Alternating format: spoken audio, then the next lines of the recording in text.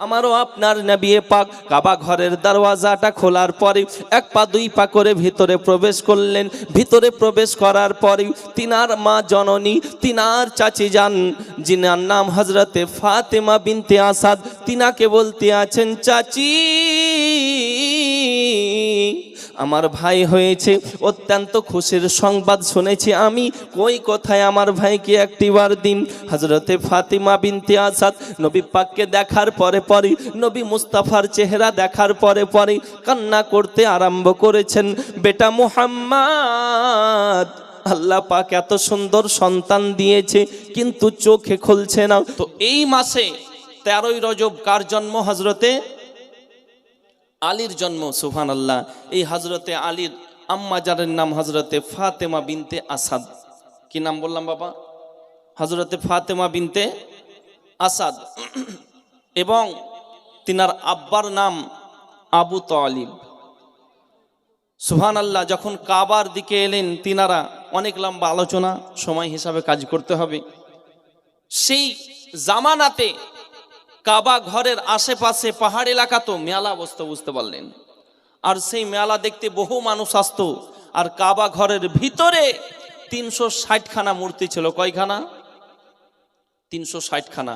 এই মূর্তি দেখার উদ্দেশ্যে, বুঝতে পারলেন, মূর্তির পূজা করার উদ্দেশ্যে বহু মানুষ আসতো সেই জামানায়। সুবহানাল্লাহ। সেই মেলার মধ্যে সেই কাবা শরীফকে তওয়াফ করতে, জিয়ারত করতে হযরতে আলী কাররামাল্লাহু ওয়াজহুল কারীমের আম্মা জান ফাতেমা বিনতে আসাদ এসেছেন। আর সেই মুহূর্তে হযরতে আলী তিনার মায়ের পেটেই অবস্থান। জোরে বলেন আব্বাজি ও ভাই জানেরা, হযরতে আলী রাদিয়াল্লাহু তাআলা আনহুর মা হযরতে ফাতেমা বিনতে আসাদ নিজের স্বামীকে সাথে নিয়ে যখন কাবার নিকটে তিনারা পৌঁছে যান, পৌঁছে যাওয়ার পরে পরেই আব্বারা আমার সকলেই ঘোরাঘুরি করতে আছে, অনেকেই মূর্তি পূজা করতে আছে, অনেকে মূর্তির সামনে মাথা নত করতে আছে, মাথা নত করতে আছে। এমতো অবস্থাতেই হযরতে আলী রাদিয়াল্লাহু তাআলা আনহুর আম্মি যান যখন কাবা ঘরের সামনে মাথাটাকে নিচু করতে যাবেন, হযরতে আলী পেটের ভিতর থেকে তিনার মায়ের পেটের আঁটুড়িগুলোকে টান দেয়, কামচিয়ে ধরে, টেনে ধরে।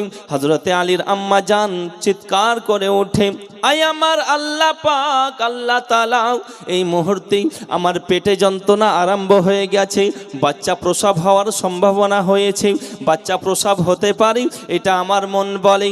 ওগো মালিক আমার, আয় আল্লাহ পাক, দয়া করে মেহেরবানি করি তুমি আমার সম্মান রক্ষা করো, ইজ্জত দেওয়ার মালিক হলা তুমি। আল্লাহ পাক কোরআনে বলতে আছেন, অত ইজ্জু মান তাশাউ অত জিল্লু মান তাশাউ বিয়াদিকাল খায়র ইন্নাকা আলা কুল্লি শাইইন কাদির। আমি আল্লাহ পাক সম্মান দেওয়ার মালিক, অসম্মান করার মালিকও আমি আল্লাহ। ঠিক আব্বাজি ও ভাই জানেরা, হযরতে আলী রাদিয়াল্লাহু তাআলা আনহুর আম্মি জান যখন খোদার নিকটে ফরিয়াদ করতে আছেন, আর্তনাদ করতে আছেন, ওগো রব্বুল আলামিন, আয় আমার আল্লাহ পাক, সম্মান তুমি রক্ষা করো, সম্মান তুমি দেনেওয়ালা, সম্মানের মালিক গো আল্লাহ। আয় আমার আল্লাহ পাক, তুমি আমার মর্যাদা, তুমি আমার সম্মান যেন মর্যাদা কমে না যায়, ইজ্জতের মালিক হলা তুমি। আল্লাহর কাছে যখন ফরিয়াদ করতে আছেন, আর্তনাদ করতে আছেন, আল্লাহর কি কুদরত বাবা। কাবা ঘরের দেওয়াল আব্বার আমার দুটো ভাগে বিভক্ত হয়ে যায়, দুই টুকরা হয়ে যায়। ভিতর থেকে আওয়াজ আসে, ও ফাতেমা বিনতে আসাদ, ও আবু তালিব, তোমরা ভিতরে চলে আসো। যখন হযরতে আলী রাদিয়াল্লাহু তাআলা আনহুর আব্বা এবং তিনার আম্মা জান কাবা ঘরের ভিতরে প্রবেশ করেন, বাবা কাবা ঘরের ভিতরে প্রবেশ করার পরে পরেই কাবা ঘরের দরওয়াজা আবার আল্লাহর কি কুদরত বন্ধ হয়ে যায়, যেমন ছিল তেমনই হয়ে যায়, কিন্তু একটা চির রয়ে যায়, চির রয়ে গেছে বাবা এখনো পর্যন্ত। যিনারা হজে যান তিনাদেরকে বলবো বাবা, কাবা ঘরের সাইডে কাবা ঘরের গেলাপ বৎসরে প্রতি বৎসর একবার করে ওঠানো হয়, পরিষ্কার করা হয়, পরিবর্তন করা হয়।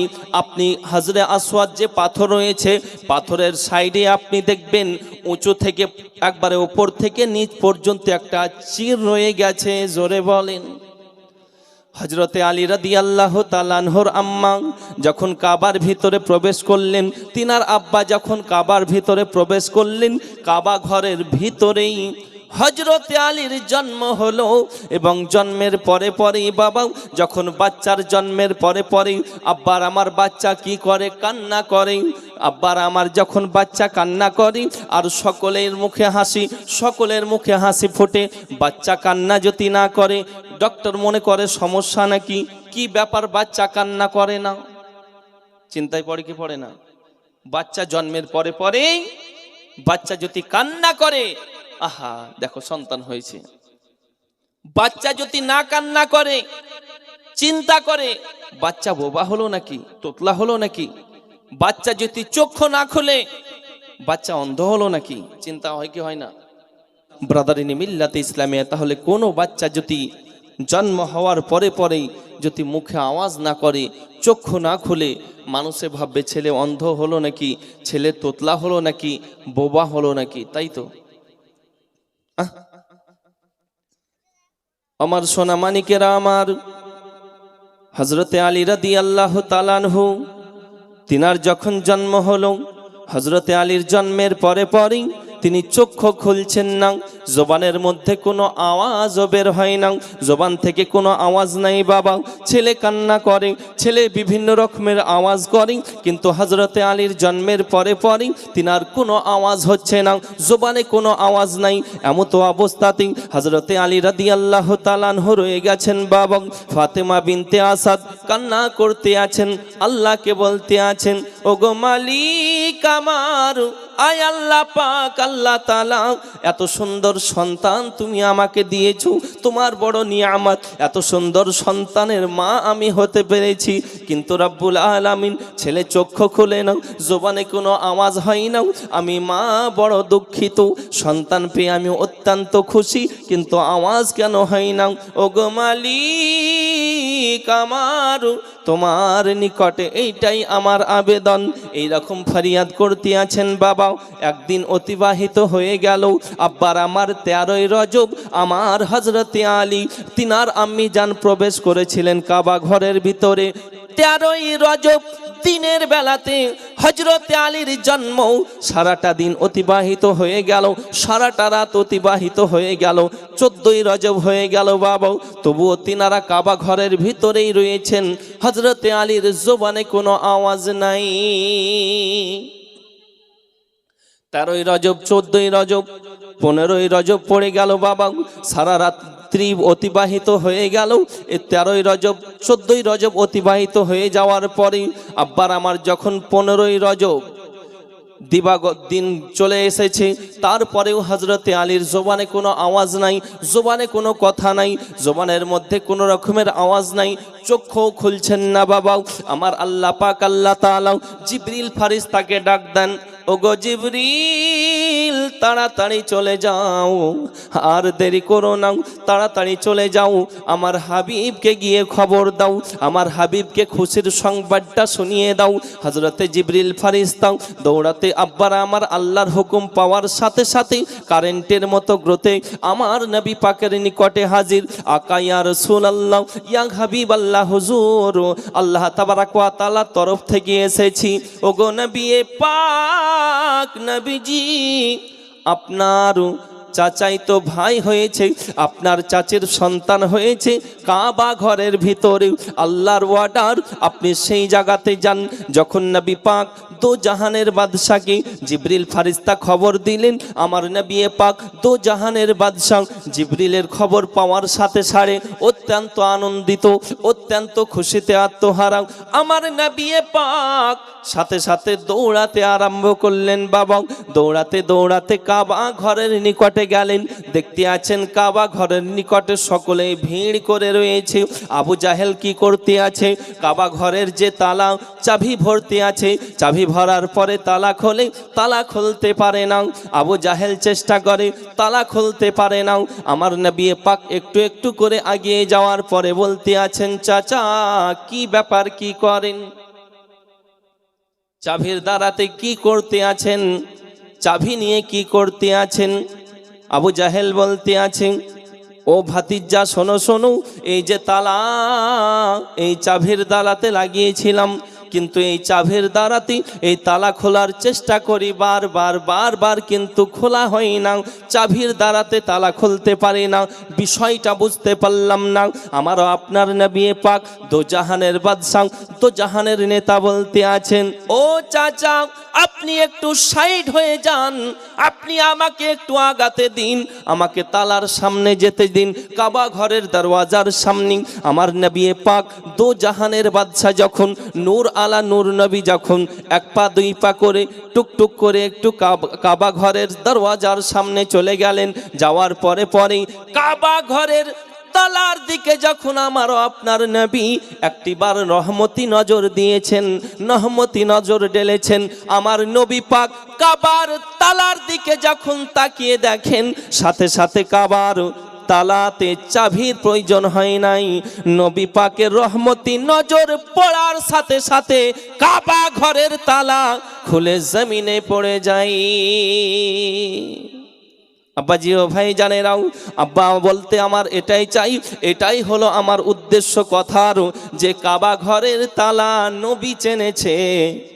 আব্বার আমার, কিন্তু আমরা তো মানুষ, আমাদেরকে তো আল্লাহ বুদ্ধি দিয়েছেন, আল্লাহ পাক আমাদেরকে তো অনেক বুদ্ধি, ব্রেন বুদ্ধি দিয়েছেন, আমাদের সমস্ত কিছু বোঝার ক্ষমতা রয়েছে, কিন্তু নবী চেনেছে কাবা ঘরের তালা। আমরা আল্লাহর বান্দা, নবী পাকের উম্মত হয়ে সেই নবীকে চিনতে পারলাম না। বুঝাতে চাই কাবা ঘরের তালার দিকে নবী যখন একবার নজর করেছেন, তালা যখন জমিনে খুঁড়ে পড়ে গেল, আমারও আপনার নবী পাক কাবা ঘরের দরওয়াজাটা খোলার পরে এক পা দুই পা করে ভিতরে প্রবেশ করলেন। ভিতরে প্রবেশ করার পরে তিনার মা জননী, তিনার চাচি যান, যিনার নাম হযরতে ফাতেমা বিনতে আসাদ, তিনাকে বলতে আছেন, চাচি আমার ভাই হয়েছে, অত্যন্ত খুশির সংবাদ শুনেছি আমি, কই কোথায় আমার ভাইকে একটিবার দিন। হযরতে ফাতেমা বিনতে আসাদ নবী পাককে দেখার পরে নবী মুস্তাফার চেহারা দেখার পরে কান্না করতে আরম্ভ করেছেন, বেটা মুহাম্মদ, আল্লাহ পাক এত সুন্দর সন্তান দিয়েছে কিন্তু চোখে খুলছে না, চোখে অন্ধ হলো নাকি? আল্লাহ পাক এত সুন্দর সন্তান দিয়েছেন কিন্তু জবানে কোনো আওয়াজ নাই, আমি ফাতেমা বড় অসহায়। আমারও আপনার নবী পাক সাল্লাল্লাহু তাআলা আলাইহি ওয়াসাল্লাম তিনি যখন এই কথা শুনলেন, নবী পাক বলতে আছেন, ওগো চাচি শুনে নিন, চিন্তার কোনো কারণ নাই, মুস্তাফার ভাই হবে আর অন্ধ হবে তা কি করে হতে পারে? নবী পাকের ভাই হবে আর বোবা কি করে হতে পারে? আমি না সেটা হতে পারে না, একটিবার আমার ভাই আমাকে দিয়ে দিন। সাথে সাথে যখন হযরতে আলী রাদিয়াল্লাহু তাআলা আনহুকে নবী পাক যখন আপন কোলের মধ্যে নিলেন, নেওয়ার পরে হযরতে আলীকে সর্বপ্রথম আমার নবী গোসল দিলেন। জোরে বলুন সুবহানাল্লাহ। আমার নবী গোসল দিলেন, আর গোসল দেওয়ার পরে জগৎবাসীকে বলতে চাইছেন এটাই, ও জগৎবাসী শুনে নাও, হযরতে আলীর জন্মের পরে আমি আলী প্রথম গোসল দিলাম। আর এই আলী যখন দুনিয়া থেকে, আমি নবী পাক যখন দুনিয়া থেকে পর্দা নেব, দুনিয়া থেকে বিদায় নেব, এই আলী আমাকে আখিরি গোসলটা দেবে। জোরে বলেন, এই আলী আমাকে আখিরি গোসলটা দেবে। ব্রাদারিনী মিল্লাতে ইসলামিয়া, তাহলে নবী পাক দো জাহানের বাদশাহ এটাও জানতেন যে আমার আখিরি গোসল, শেষ গোসলটা কে দেবে? হযরতে আলী দেবে। জোরে বলেন সুবহানাল্লাহ। তার জন্য কালামুল ইমাম, ইমামুল কালাম ইমামে আহমদ রাজা খা ফাজলে বেরেলভী আলাইহি रहमा বলতে আছেন, और कोई गायब क्या तुमसे नेहा हो भला, और कोई गायब क्या तुमसे नेहा हो भला, जब ना खुदा ही छुपा तुम पे करो दरूद। बोलুন সুবহানাল্লাহ। বাবাজি ও ভাই জানেরাও, হযরতে আলী রাদিয়াল্লাহু তাআলা আনহুকে আমারও আপনার নবী পাক গোসল দিলেন আর বলতে আছেন, জগৎবাসী আমি যখন দুনিয়া থেকে পর্দা নেব, আমি যখন দুনিয়া থেকে বিদায় নেব, এই আলী আমাকে আখিরি গোসলটা দেবে।